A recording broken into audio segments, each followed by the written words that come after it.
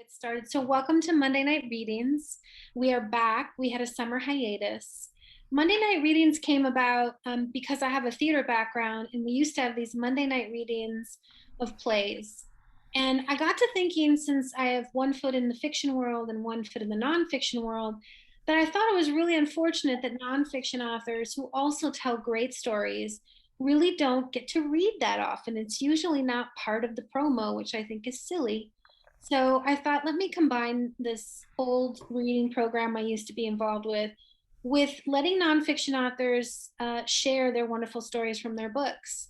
And all of the authors today are alums of Top 3 Book Workshop, which is, I'm super proud of all of them. 2 have already have books out, and 1 has a book coming out. And so the format of the reading is we do a 10-minute reading and followed by a short Q&A, and we like to end exactly on time. If you're here to support somebody specific, I ask that you'll please stay for the full hour.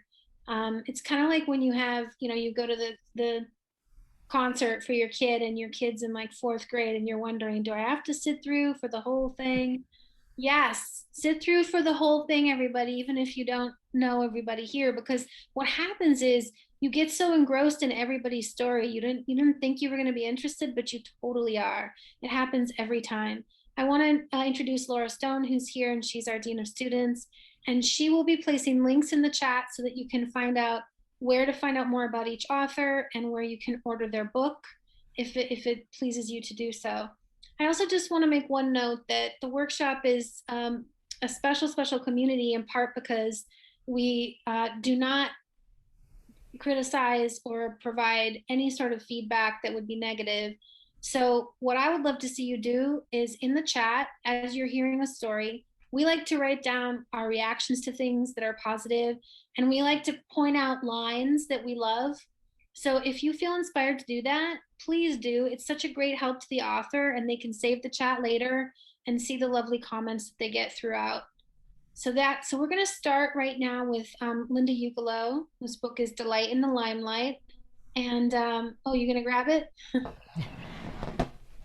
I realized I don't have my setup. Maybe it's not going to show. Oh, you've got your big poster. Yeah. Laura just showed your book.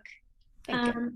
So I want to just make a special welcome to Linda, because Linda has been in workshop for a long time and carefully and thoughtfully wrote this book for the reader and took her time and ended up with something remarkable. So we're very lucky to have her here. And your book just came out. Laura will put something in the chat about it. And can you just set up the reading that you'll be giving us today? So this is my origin story of how I came into the process of helping people to get over their fear of speaking. It's the story of what happened to me and what kind of dropped into my lap. And can you tell everybody here, as we do in workshop, who is your reader and what is your message for them? So my reader are entrepreneurs, speakers, authors, performers, corporate employees, and executives who have something to say and don't want their fear of public speaking to get in the way. My core message is that it's possible to dissolve the fear of speaking, even if you've had it for decades. And my promise is that by the end of this book, you'll have the tools to dissolve your fears of speaking, to step into the limelight with delight. Love it. Love it. Well said. Okay, I'm going to mute myself and then you are on, Linda. Okay. Do you feel scared too? When do you stop feeling nervous? These were the questions I asked my video mentor, Holly Gillen, who introduced me to the live streaming on Periscope app. Her response? Everybody says by 75 days you'll be fine. 75? Oh man, I braced myself. I had just begun my first week of live streaming on Periscope, now defunct, an app that people from around the world could hop on to see what you're up to. I saw this then new platform as a way to become known in my coaching business. The first Periscope rock stars got their following by going live every single day. That was my plan too. The only problem was just the act of opening my notebook to jot down my talking points brought on an attack of nerves, My heart pounded hard. A second wave of fear blasted as I pressed the broadcast button. Finally, after a couple of minutes on live, I'd calmed down. Each day I pushed toward that magic number of 75 and tried to manage my nerves in all the ways I could think of. Deep breathing, jumping jacks, dancing to music, power poses. When I ran out of ideas, I Googled how to get over stage fright. I reframed my nerves as excitement, as if I can't feel the difference between fear and excitement. I told myself, it's not about me, it's about the audience. That fear was fuel to get energized. I gobbled up all the heroic messages about fear posted on social media. Ignore the fear, don't let it hold you back. The magic happens outside your comfort zone. Feel the fear and do it anyway. If you're not scared, you're not taking enough risks. I joined a Periscope cheerleader squad whose anthem was #DoItScared. I was grateful for a team of brave women with whom I could feel solidarity. I was a total believer in doing it scared and pushing through the fear because, well, I didn't know there was an alternative. I mean, some people were naturally happy in the limelight and others were not, right? Some people got off on the adrenaline rush of roller coasters and Ferris wheels and maybe enjoy the same rush when they stand in front of the lens. At this point, you may think that I'm going to show you ways to muscle up to the other side. Nope. As I mentioned earlier, I'm not going to do that. I'm not here to tell you to just get over it, or to ignore it, or that it's just a misperception in your head, or to pretend that fear is the same as excitement, as if you don't know the difference too. After all, if getting over it were that easy, you would have done it already, and I wouldn't need to write this book. Look, I'm not here to bash courage. We do absolutely need to be brave at times. Sometimes we have no choice. Life will surprise us with curveballs when we need to summon our moral, physical, or emotional courage. But do we really want to live feeling afraid? And more than that, if we wear our fear as a badge of honor, do we unwittingly chain ourselves to it? Here's what I didn't know back when I was doing it scared. Fear is not the villain. It's the messenger. Just as pain in your body tells you to pay attention, fear wants your attention too. It says, look over here. Most people respond to both fear and pain with a management strategy. They look for a quick solution that takes the edge off. Managing fear, though, is not the same as dissolving fear. Just as managing pain is not the same as dissolving the need for your body to be in pain. For instance, you could take ibuprofen for a frozen shoulder, but that just minimizes the pain. It doesn't deal with why the pain is there in the first place. If you don't take care of the root cause, you never get over the pain, you just manage it. Likewise, you can take a beta blocker for your anxiety, but that doesn't eliminate the fear. It simply masks it for a while. Stage fright isn't just something we make up. It's our body's innate response to fear. And it's highly distracting. When you have sweaty hands and your legs shake, it's hard to pay attention to anything else.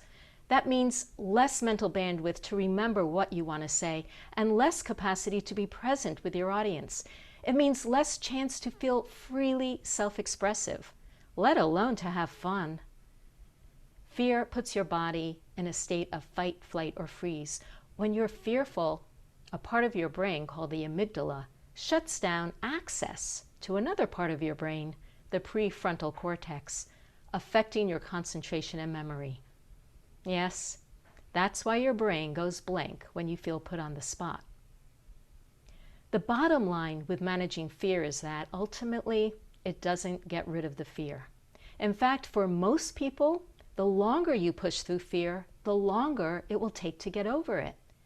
You may become a good performer, but your inner experience will not match the outer. Pushing through fear is good as a short-term solution to get the deed done. But if you really want to get over your fear for good, you need to slow down, Look at it with curiosity and see what it is made of. My duh moment. Day 75 of my daily periscopes arrived. My finger hovered over the broadcast button as my heart pounded painfully in my chest. I pressed my lips firmly together and then froze. Wait a second. I've been on battle with my fear every day. Has it disappeared? No. I still felt like I would collapse of a heart attack. I hadn't become the cool, confident live streamer I had hoped to be. And on this particular day, I saw the reality. I was showing up, getting better at live streaming and building an audience, but the fear wasn't going away. I hate how this feels, I pouted. What can I do to get rid of this? I ran through my personal resources. I reminded myself that I was a performer, a movement specialist with a master's degree no less, and a mindset coach with years of personal development and experimentation. I might know a thing or two about this stuff. I sat myself down and asked, yes, I talked to myself like this. If someone came to you, Linda, about feeling nervous in front of the camera, what would you do to help them? I made a long list of ideas on a clean sheet in my notebook. Where to start? One on the list popped out, a technique called focusing that brings your attention into your body to discover information. For example, before I try to get rid of this fear, what is this fear even about? What does it feel like? I closed my eyes and leaned into my fear. What was it trying to say? What came back was, I'm going to be attacked. I pondered this. Attacked? Could this be an ancestral memory coded into my DNA like fear of the saber-toothed tiger? Perhaps, but I looked back to my childhood. I had in fact been attacked on a number of occasions, typically by my two older sisters, who would charge at me, kick my shins, and call me stupid. Here's the real kicker, though. Pun intended. My sisters attacked me whenever I got special attention from our mom. Attention they craved, but I only received because I was the good girl and they were naughty. Why can't you girls be like Linda? Mom would ask them. That was their cue to attack, after she left the room, of course. I realized I didn't feel safe in front of the camera or speaking to an audience because there was a part of me that remembered being the center of attention was dangerous. My sisters hated me for the attention I received and attacked me out of jealousy. I resisted this conclusion at first. My sisters and I grew out of that stage long ago, and we've been great friends ever since. Yet somehow it rang true. I double-checked to see if I still felt that risk. I asked my body, am I afraid that my sisters wouldn't love me anymore if I were successful in my work, if I got too much attention? Yes, I'm still afraid of losing their love. Somehow, even though it was long, long ago, the imprint of that time was still with me. You might think that all the circumstances from your past are long gone, that what happened then is no longer a big deal or doesn't impact you. But every time you feel fear as you stand in front of the camera or a crowd, it's because unbeknownst to you, you're dragging around a conglomeration of memories and conclusions about what it takes to be safe. And because it's so familiar, you maybe don't notice that this rope is tied to your ankle and goes wherever you go. The process of self-discovery that developed from that one question, what does the fear want to say, completely changed my experience of the camera lens. The lens no longer triggered fear, rather it centered presence. It triggered a sense of calm, focus, and joy. Can I say how freaking excited I was to be on the other side of fear? I noticed a big shift when I performed with my Women's World music group too.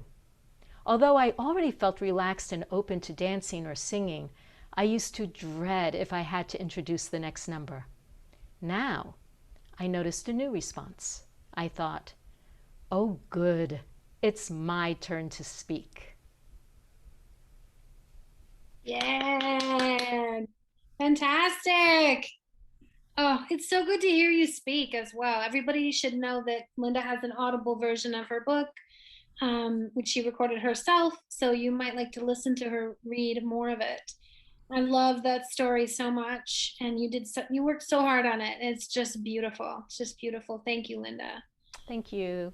So I made a mistake and I didn't let Laura do your bio. So I'd like to let Laura just read your bio now, and then I've got a few questions for you. I'd be happy to. My dance partner, Linda, I'd love to brag about her. Linda Ugelow believes that if you feel called to take your business, life's work, or leadership to the next level, the fear of public speaking shouldn't hold you back. Formerly stricken with public speaking fear herself, she now helps entrepreneurs, business owners, and corporate leaders to transform their experience of speaking from dread to delight, whether they speak online or on stage, in the media or the meeting room. Learn about her groundbreaking approach in her new book, Delight in the Limelight. There is a link in the chat.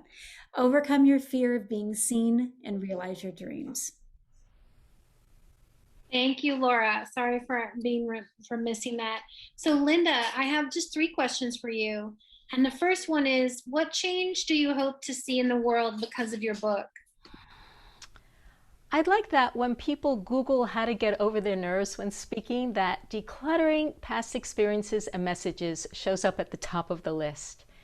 And I'd also like to destigmatize trauma so that professional people, as a matter of course, feel comfortable with the idea of clearing up the past so they can feel more effective in their work and live into their full potential.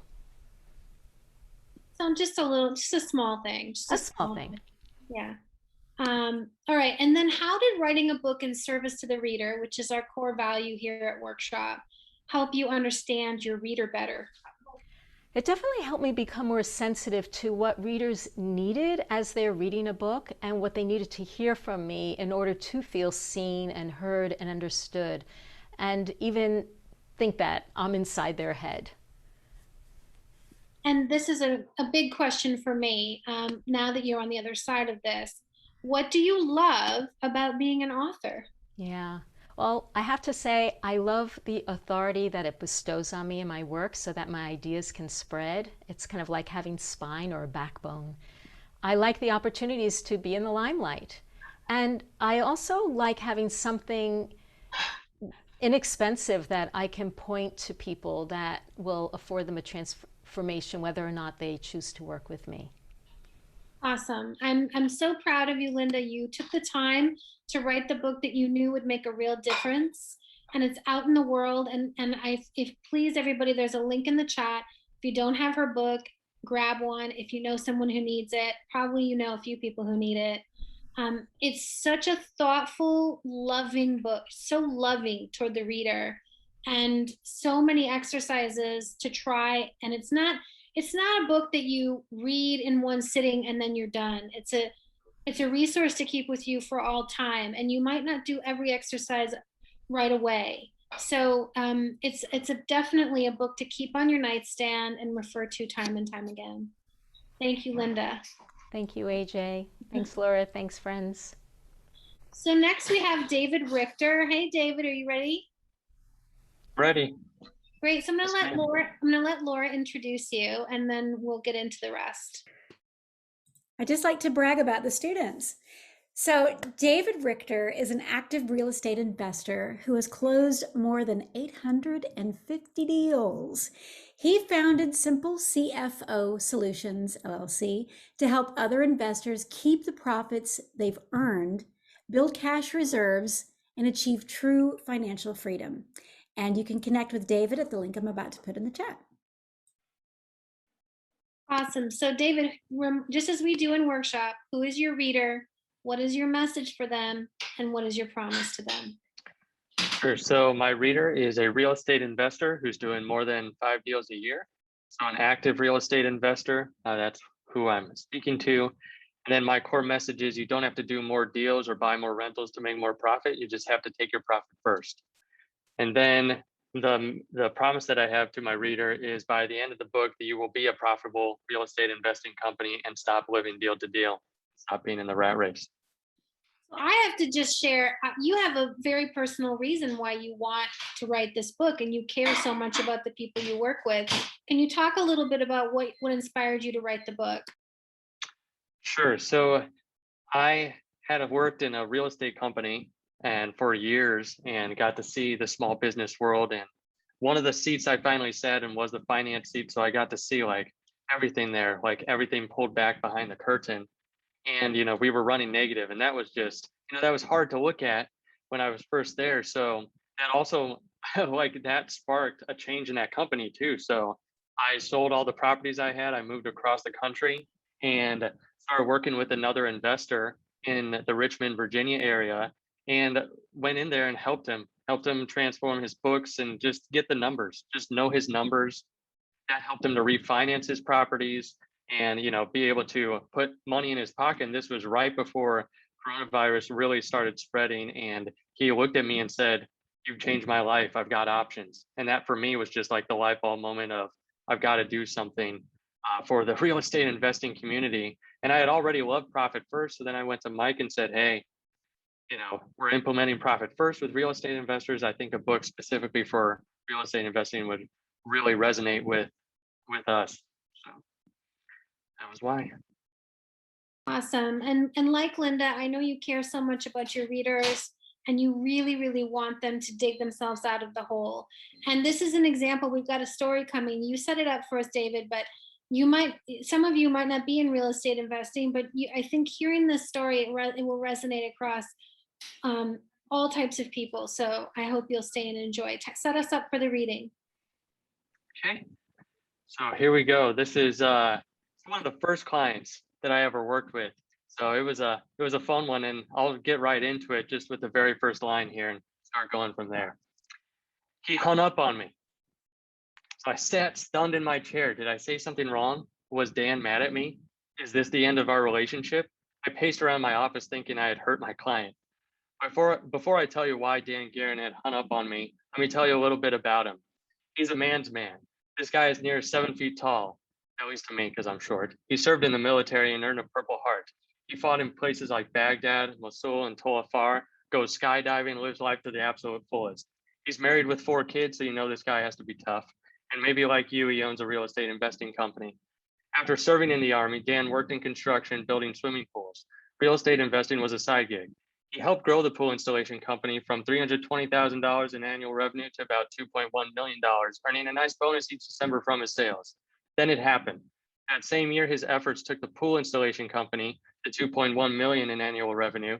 Dan's bosses called him in. "We changed the structure of the bonuses," they said. "You will receive about half of what was expected. We switched accounting methods. Our hands are tied." Dan looked them in the eye and said, "I took this company from hundreds of thousands in sales to millions. You helped me decide whether or not to move on. I'm done with this company." This was Dan's Jerry Maguire moment. Just like that, Dan became a full-time real estate investor. One with an aversion to any mention of accounting or finance as well. Like so many investors, when Dan first got into real estate, he thought he just had to do deals and the money would take care of itself. When he left his job, he didn't have any debt. Fast forward 2 years, he was in a lot of debt and worried about going out of business. The finances he didn't want to think about were slowly killing him. This larger than life man who had seen live combat, received a Purple Heart, and had 4 kids had one major fear: his finances. Worries about all that debt piling up and how to keep the company afloat kept him up at night. He didn't know where he stood financially in his company, and that lack of knowledge brought him even more fear. He knew something was wrong, but when he tried to understand the numbers, he became confused, adding more stress. Dan eventually went to the deepest, darkest place, and when those thoughts entered his head, he knew he needed help. We started working together after meeting in a mastermind group. A few weeks of data crunching to see where his company stood, and then came the fateful call. I had to tell Dan his company's financial story. It wasn't good. Sick to my stomach and heart pounding like crazy, I launched the call. I walked Dan and his right-hand man, Jake, through the facts. Your operating expenses are about 85% of the gross profit for the year, and after taking your owner's draws, your company's net profit is negative. No one said a word.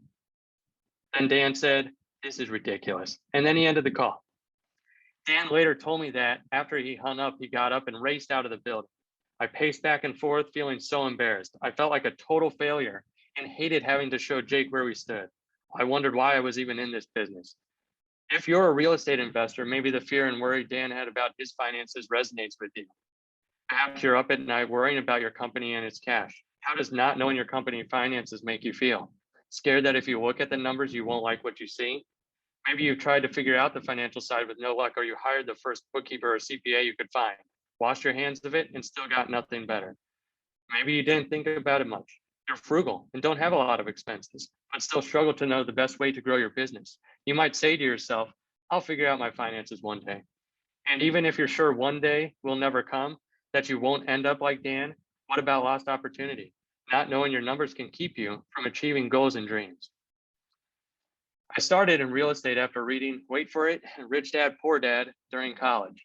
It completely changed my views and gave me a passion for real estate. After consuming that book and about 50 others on real estate as fast as possible, I went out and bought my first deal, a foreclosed property for instant equity. I fixed it and lived in it for 2 years. Upon moving out, I lease optioned. The tenant I put in the house was super tenant. He paid early every month. And after 6 months, he bought the house and cashed me out. Awesome. I had the real estate investing bug and I knew I had to do more. After that first property, I sought out other investors near me in Northwest Indiana.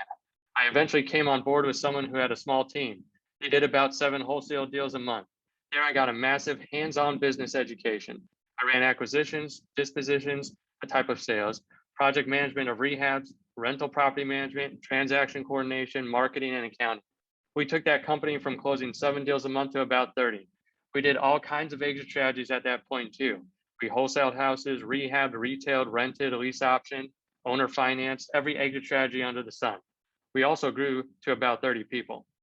Sitting in the accounting seat made me realize how important it is to know where your company stands financially. Our CPA taught me how to keep the books. I asked questions like, why does this transaction go here? If I assign this to that account, where does it end up on the financial reports? After about 1 million questions, I started to understand how telling the numbers were. They seemed way out of whack. So much was in overhead. At the time, payroll was over 50% of expenses, when a healthy company should be around 30%. Major warning bell. It hit me. It didn't matter how many deals we did because we ran negative almost every month. We needed to increase revenue right away or make a huge cut in expenses. The company had to scale way back, so I made a life change. I sold my properties in Northwest Indiana and I moved my family near Richmond, Virginia. I began to work with another real estate investor. His issue with finances were similar to the last company I worked for, and with the knowledge I'd gained, I helped him turn his finances around. When he said to me, "You've changed my life," I knew then I had a new bug to change the lives of real estate investors everywhere. Someone had to help them. Someone had to make the finances simple and easy to understand. So I answered that calling. I started my company, Simple CFO Solutions, to help real estate investors gain financial clarity and freedom through knowing their numbers. I knew I could make a difference, but I was a little nervous about taking the leap. I called respected mentors I'd made in the industry and told them my mission. One such call was to Gary Harper, a good friend of mine. I sat on the edge of my bathtub and shared my ideas and my fears. He said, "You have a duty and responsibility to help as many investors as possible and to do everything in your power to make it happen." This was the push I needed that started the domino effect that eventually became my book. Gary later told me I should read the book Profit First by Mike Michalowicz as it would help me with my new business. Profit First changed my life. This book was the aha moment for me that took a tired cliche I'd heard before, pay yourself first, and backed it up with action steps. I knew this system would help real estate investors stop living deal to deal. In talking with several hundred real estate investors, I'd say that over 95% of them do not have any true system set up for their finances. They may have a great CPA or a great bookkeeper, but they don't have a system to manage their cash and make sure they maximize benefits from the business. After implementing Profit First in real estate investing businesses with my Simple CFO Solutions and seeing the results in the lives change, I knew I had to get the Profit First message to all real estate investors. I can't serve every investor yet, but I knew there had to be a book specifically for them, for you. I want your life to change the same way my client's life has changed. I truly believe if you take the actions outlined in my book, you'll gain the financial clarity you need to keep the profit you've already earned and stop living deal to deal. And Dan Garrett, well, thankfully, he didn't stay mad for long after hanging up on me. We reconnected later that day. "I'm sorry for hanging up earlier, Dave," he said. "I was embarrassed because the numbers are so bad, and Jake heard it all. But I'm ready to change and not be stressed anymore about money. I'm ready to stop feeling like I'm drowning in debt. I'm tired of not sleeping. I trust you in the process to get us where we need to be." Whew. Dan, I understand that talking about this has been tough to hear, but I'm glad you've decided to take control back. You have the knowledge and power to make that change. Let's make it happen. I care about Dan and I care about you. I want to tell you right out of the gate that I believe in you. I believe in you as a real estate investor. I believe in you as a person. You are worth more to the world than sleepless nights and living in fear about your finances. I care deeply that you stop having fights with your significant other over finances. I care about stopping the pain of letting down your family, about stopping the guilt of not being able to provide the life you promised your family, about stopping the feelings of being a fraud when you are around other investors, pretending that everything is okay, about stopping the business from going belly up, stopping the pain of seeing your business fold along with the hopes and dreams you had for that business. I care about helping you achieve all your goals and dreams. My book can help you. It can calm the fears, stop the guilt, heal the pain, put the power back in your hands, and help you achieve true financial freedom. I wrote this book for you. Let's make it happen. Woo-hoo! I'm ready to, I mean, I feel like I've just like testify. I feel like I'm ready to get up and do amazing things, and I'm not even a real estate investor. You make me feel like I could be one. But I can see how so many people, David, are going to be helped by this. And I know your book, and you have some amazing advice and different frameworks and formulas that are easy to follow. Tell us when the book comes out. December 7th? December 7th, Tuesday this year. And you can pre-order it now. Yep, you can pre-order it now. The Okay. ebook right now. An ebook, and it will be in print. And are you doing an audio version? Yes, I'm recording that in 2 weeks from Thursday. So yes, doing the 3-day hiatus to get the audiobook recorded, because a real estate investor is not going to sit down and read it. I know it. So got to get the audio out there. To see everybody here who's a workshop, a student, how he's paid such careful attention to his reader, even in realizing they need an audiobook because they're probably not going to read this thing. So I've got to ask you these questions. What is the change that you hope to see in the world because of your book? I want people to not be in the same situation in 2008 and 9 a lot of my friends were, that went out of real estate because they didn't have anything like this system to help them.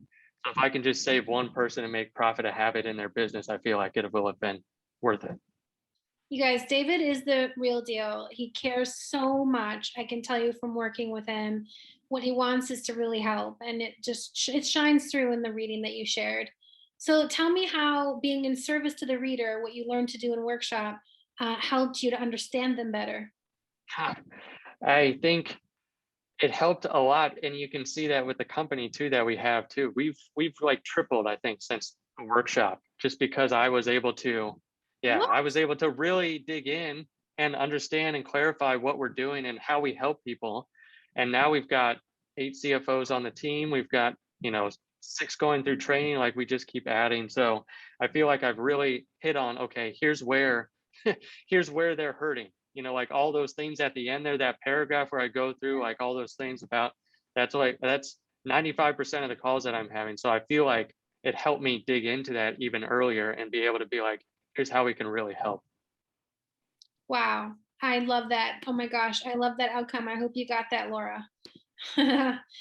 So here's my next question. I don't know if you consider yourself to be an author yet, but I sure hope you do. Oh, yes. You do? Oh, yes. Oh, yeah. Okay. You don't go through this many. I'm like a doer. I'm like, want to get it done. And this has been one of the longest processes of my life so far. And I'm just like, yes, it's done. It's with Olaf. He's got the last thing, and then we upload it, and it's read the audiobook and get it out to the world. So yeah, sorry. I definitely consider myself an author.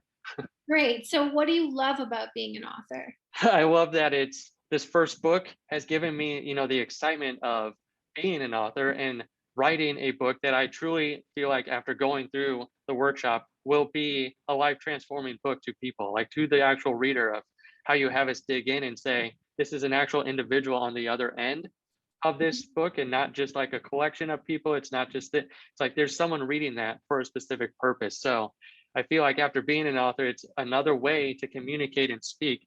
I love what Linda said. It is authority. It's being able to broadcast your message to a wider audience too, and be able to have a cheap alternative. Not everyone can have a fractional CFO. Everyone can pick up a $10 ebook, a $20 print book. They can get this information and still have a transformed life. So there's just a couple things. Man, David, yes, I love your enthusiasm. So in the chat, Laura's place where you can get a copy, and Awesome. you might know someone who needs it for sure. So definitely pick one up. And then the print book will be available when? Be soon? The print book to pre-order should be within the next week. Okay, perfect. So if you know someone who needs it, but is there a way that people can get in touch with you to find out when the print book and Audible are available? Yes, if you go to the site, we're going to have an actual page there. We're using Amber Vilhauer. So we're going to have a page dedicated to the book. So to be able to pre-order and know when it's officially available. Okay, wonderful. So proud of you, David, for pushing through and creating something really remarkable in service to your reader. Well, thank you. Thank you to both of you and everyone who was in that cohort in class too. It was an amazing experience. Well, we can't wait. We can't wait for your book to be out. All right. So next we have Lisa Hufford. Hey, Lisa. Hey, AJ, how are you doing? I'm doing great. I'm doing great. Your book came out, Work Your Way, but it was not your first book. So tell me what's different about this one. Gosh, so many things. So yeah, this one just launched August 3rd, Work Your Way, and I wrote Navigating the Talent Shift 5 years ago, which seems like a lifetime ago now. And I didn't have a lot of structure when I was kind of new to authorship in the early days, and I had this idea and I wanted to get the content out. So it was kind of just more of, I would say, Navigating the Talent Shift. My previous book was more of a kind of a marketing book, if you will. It's more just to show thought leadership in the space of consulting. I wasn't really planning on doing a big marketing campaign around it. It was kind of, I think, working on some ideas and concepts that I had early on. And I think, I didn't realize it then, but now going through your workshop last year, I think it really set me up for success, kind of going through that to really think about the book process more holistically. And I'm also going to give a shout out because I see Stephanie Chacharan is joining us, and she was my writing partner who I could not have completed the book without her helping me write it, and you, AJ, and all the peers. So I preach all the time to everybody that comes to me and says, I want to write a book, where do I start? And I said, surround yourself with a lot of support, because it really does take a village to crystallize your concepts and your ideas, and I think to get out in the way that you want.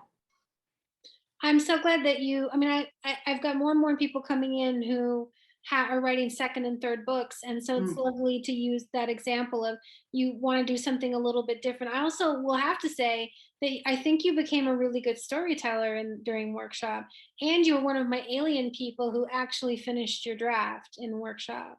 Yeah, that was the goal. I was like, 14 weeks, I am doing this in the depths of COVID. Yeah. Yeah, a lot of these cohorts, these are COVID cohorts, most of these people. Yes. It's a different world, but I'm really proud of the work that you did. And remind us who your publisher is. It's HarperCollins Leadership? That's right. Yep. Okay. So well, first let us know who is your reader and what is your message and promise to them.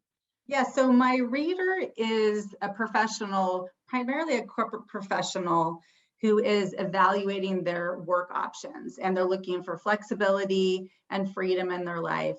And typically it's a woman, doesn't always have to be a woman. This profile actually was very pre-COVID, and now with COVID, I feel like everyone is this profile because everyone's evaluating their work options. Yes, it came out at exactly the right time, Lisa. I know. So I have to think about that if I need to change the reader, because I would have said 2 years ago, it's really probably a woman with a couple kids who's worked in corporate and is really looking for flexibility and is trying to navigate it all, has a lot of skills. And she's looking at how to take her skills and really create a life that is meaningful to her with both work and family. I think that was my original. Now I think it's everyone. It's millennials who are looking to kind of create a patchwork career, a different kind of career. It's boomers who are looking to work on projects. And the brand promise is really, is that you have everything you need to make it happen. So consulting is a viable career option. If you want to call yourself a consultant, a freelancer, a contractor, whatever it is, but working on projects, working on a contract basis is really a viable career option, and you have everything you need to make it happen.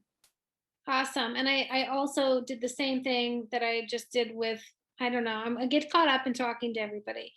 I just want to let Laura, before you start the reading, Laura, read your bio. And then if you want to just, when she's done, set up the reading for us so we know which part you're reading. We just really like to brag about you. What can we say? So Lisa is the founder and CEO of Simplicity Consulting, providing B2B marketing, communications, and project management services to teeny tiny little brands like Microsoft, Amazon, and Providence to help them run their programs and operations at speed and scale.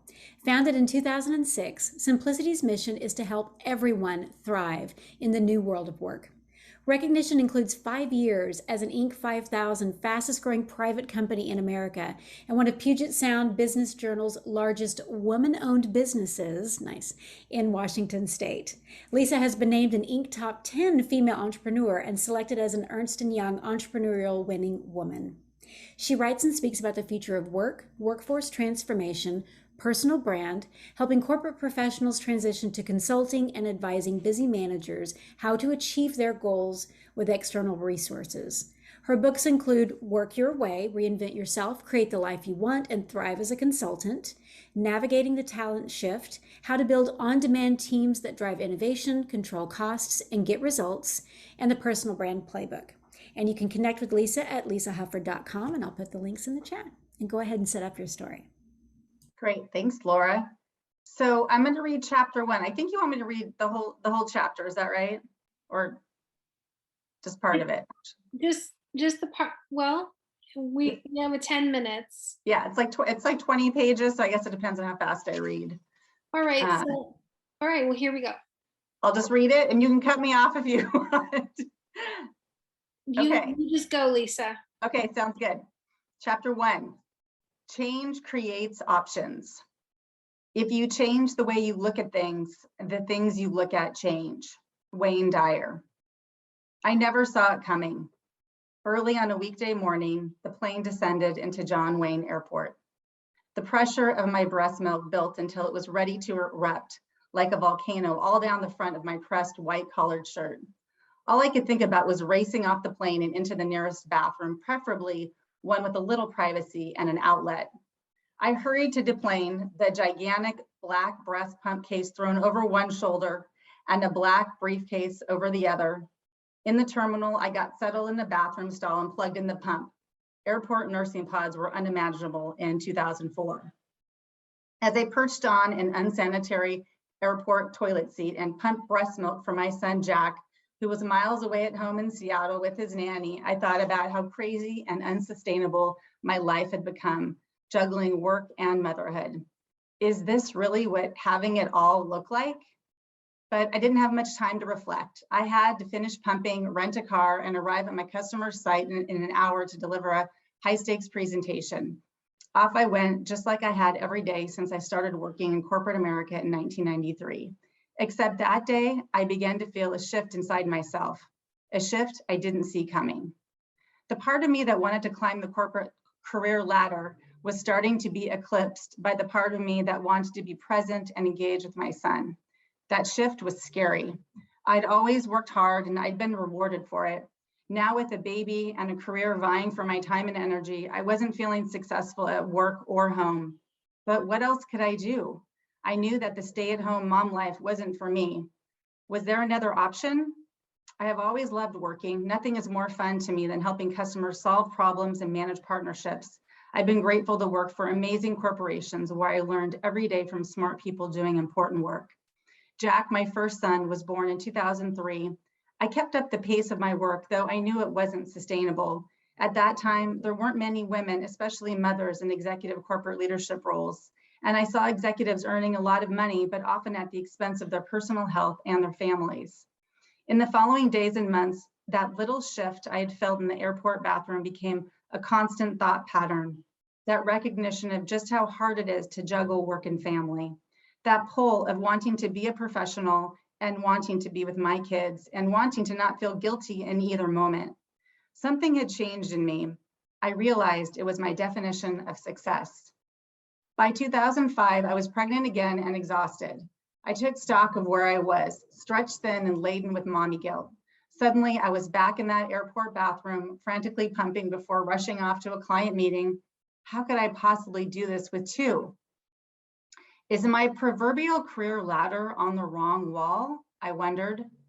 I'd spent 13 years of blood, sweat, and tears building a credible sales career and overseeing the strategic direction for huge multinational partner engagements. And now I was questioning whether to quit my job to be a stay-at-home mom. The only pace I knew was 100 miles an hour. I needed to find something that was not that, but I didn't yet know what it was.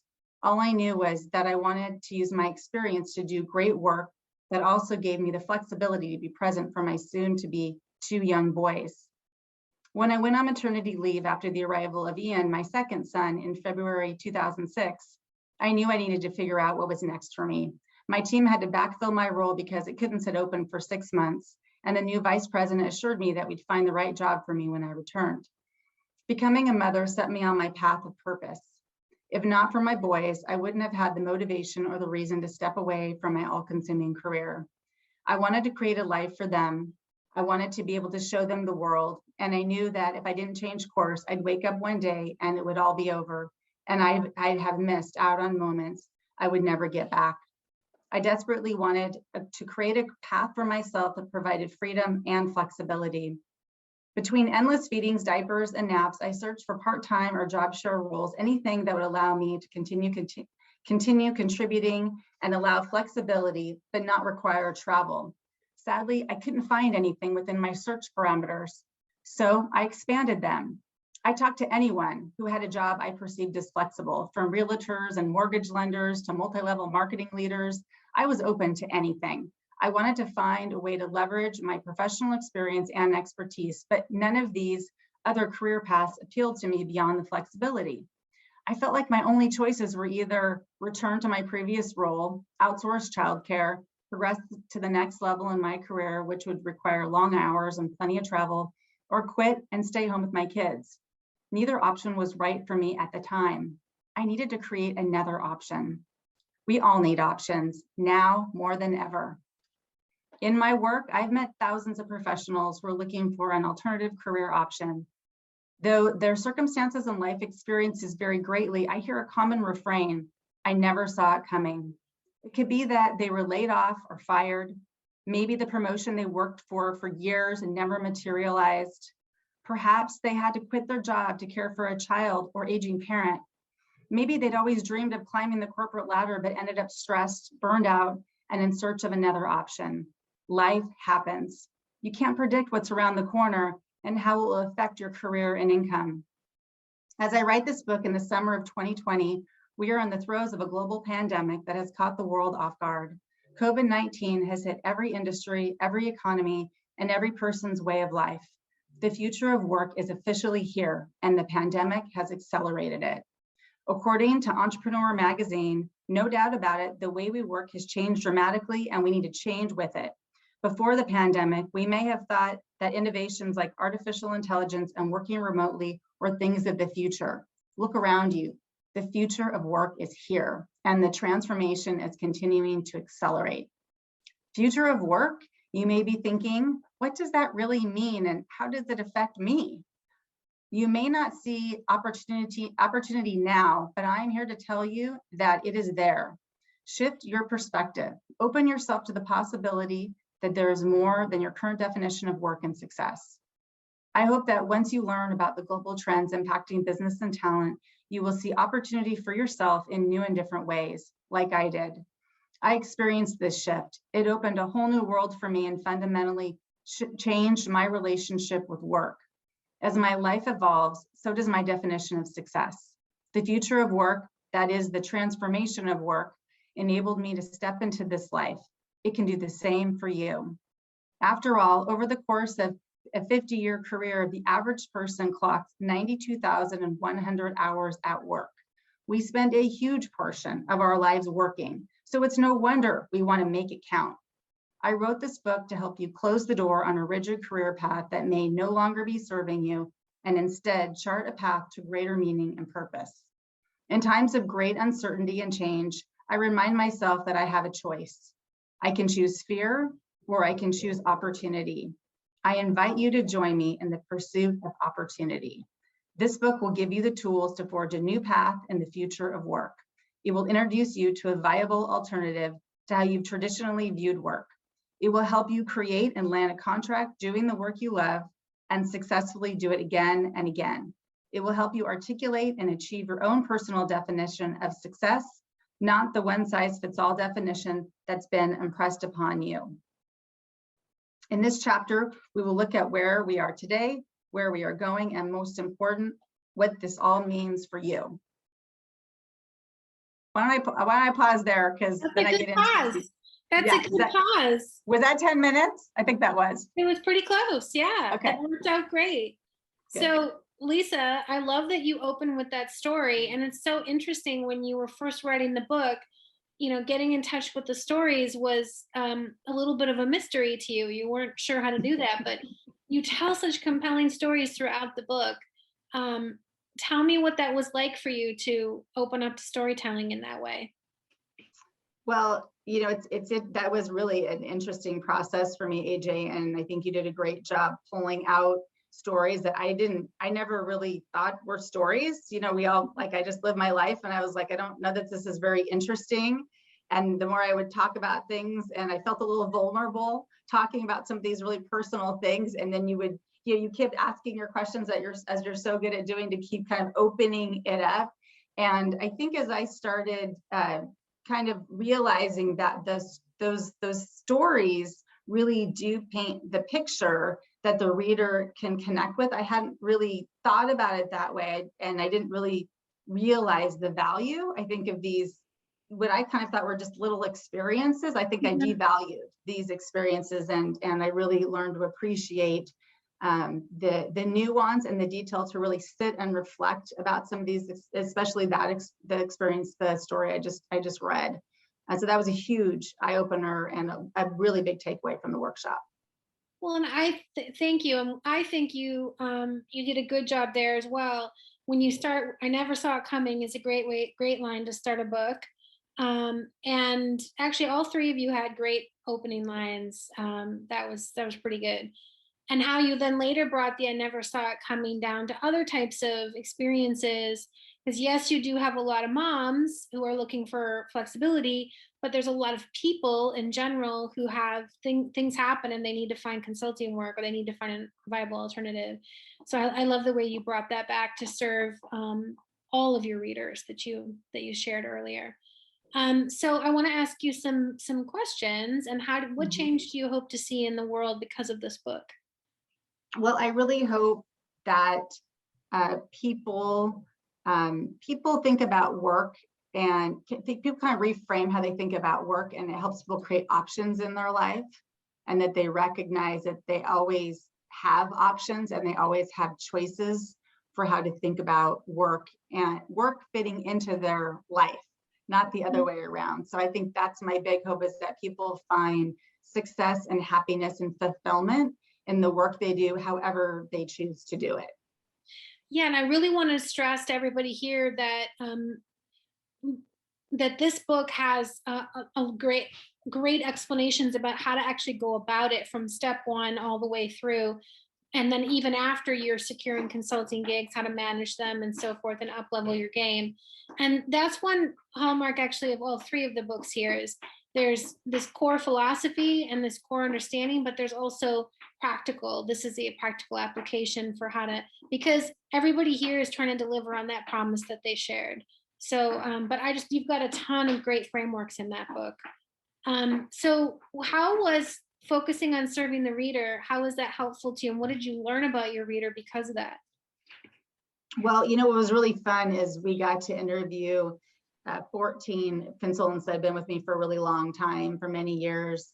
And I knew their stories, but it was really fun including them. And I learned some nuances about them I didn't know that really kind of brought it to life. So I think when I think about those consultants that contributed, And what I really got into the mind of the, I think the type of person that I've been helping for, going on 15 years now, it really is thinking about them, their whole 360 perspective, their hopes, their fears, their dreams, their vulnerabilities.